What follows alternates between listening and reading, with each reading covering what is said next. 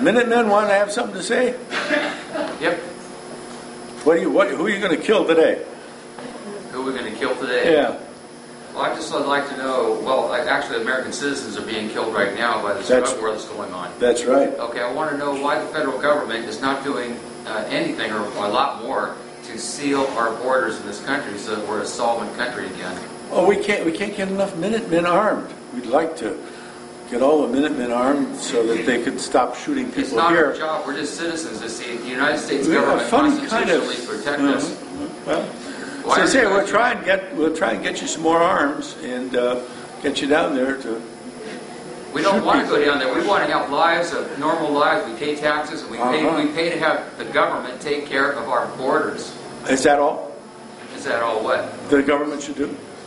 Well, that's one of the things the government is supposed to do. That's what the federal government is there for. They said they were going to do it, and they're not doing it. Well, then we don't need the Minutemen. That's correct. Good. We don't want. Let's send the Minutemen home. That's a good idea. No, why don't you answer the question? Answer the question. We want to hear your answer. What answer? We want your smart answer. Wait a minute. You don't want to. What kind of an answer would you like, young man? He asked the question. Look, can I answer? Do you mind if I answer his question? Excuse me. You'll get your turn. Please do answer the question. Yeah, what's your question? The question is, why is the federal government leaving our borders porous for anybody to come in anywhere they want? If you knew anything about our borders, you would know that that's not the case. Our borders are quite secure, thank you. How do you know that? Excuse me. What do you mean that people are flowing in here at an alarming rate? Hundreds of thousands of people are flowing in every year. Yes. Okay, and so that is not secure. And how would you secure it?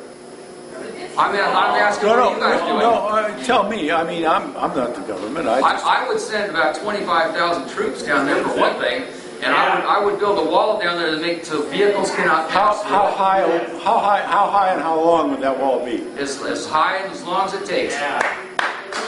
Well,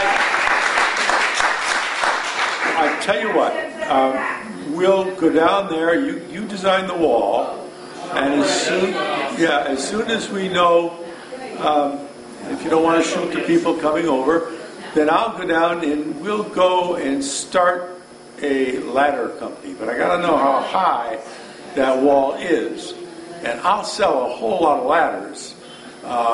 For people who want to come. Congressman, can I ask you a question? You've asked one already. This is a very serious matter, and you're sitting there making fun of it. No, I don't have to make fun of you, sir. You do a fine job all by yourself. So, I'm an American citizen, my friend. These people that are coming over here are not. I see. I pay taxes. They're not. I There's an see. easy way to stop it, okay?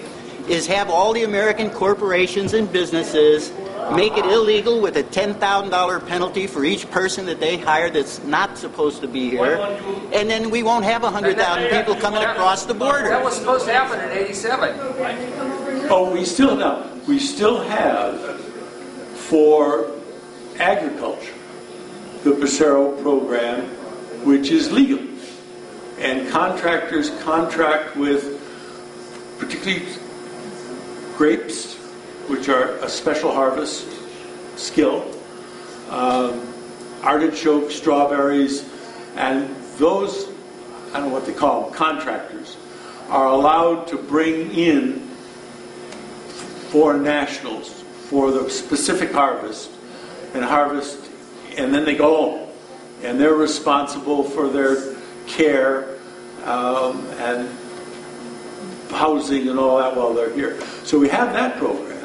We've had it for years, and it works. Now, why we can't extend that to other areas, I don't know. But that doesn't take care of all the people that are coming here and taking all the great jobs like construction work and everything like that. We have a 10% unemployment rate in this country right now, and those people are taking our jobs from us, people who want those jobs. The great jobs, like picking tomatoes, We, the taxpayer, have to maintain them.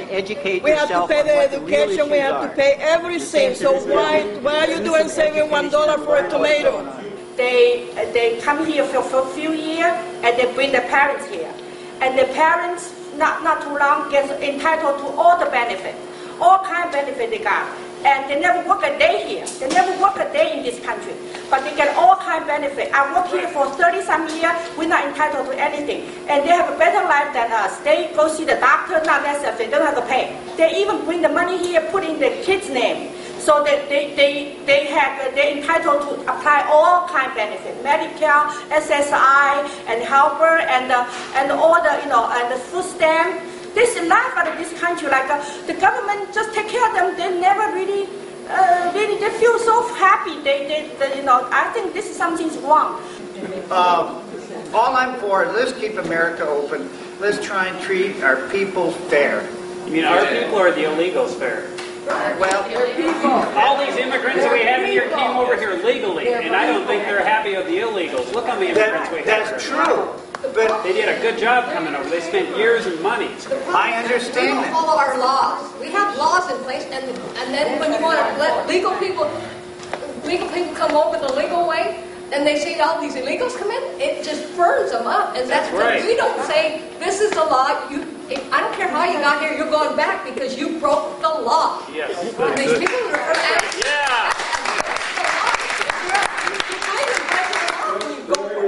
There is no question that if they are apprehended under any circumstance, they are deported.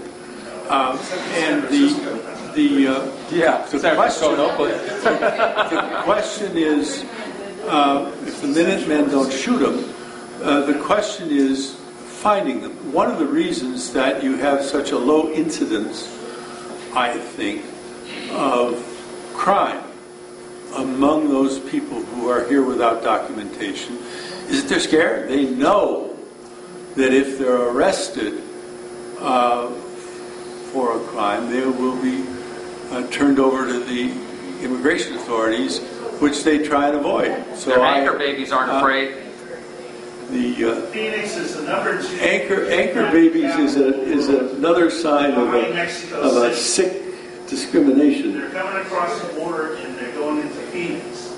Phoenix is the number 2 kidnapping capital of the world. Really? Yes. Behind Mexico City. Huh. You didn't know. Don't go to Phoenix if you want to walk home. There's 3,500 acres in Arizona that they're telling their citizens not to go into because it's all run by the drug cartel. We just handed over 3,500 acres of land over to the drug cartel. Is that wildlife refuge? So we need border security. You need more security. Yeah, we're being invaded.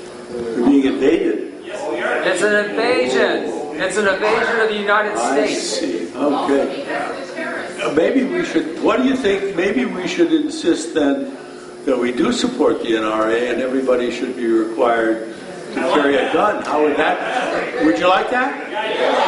How many of you think that everybody in Fremont should carry a gun? If they want to, hell yes. No, whether they want to or not. If they want to. I didn't ask. Criminals have them. I didn't ask for the wacko.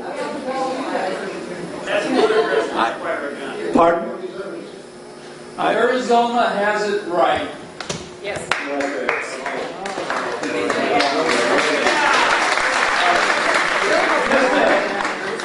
What I was curious about is my understanding is when you first ran against George Miller in 1972, part of your platform was that he had been in office for 28 years, which was too long. Right. You've now been in office for 38 years, all 38 that I've been on the planet, and according to another article I read, you had, as of January, the 5th worst voting attendance record in Congress for this session. My question for you is about your plans for retirement. As we sit here now, I have no plans for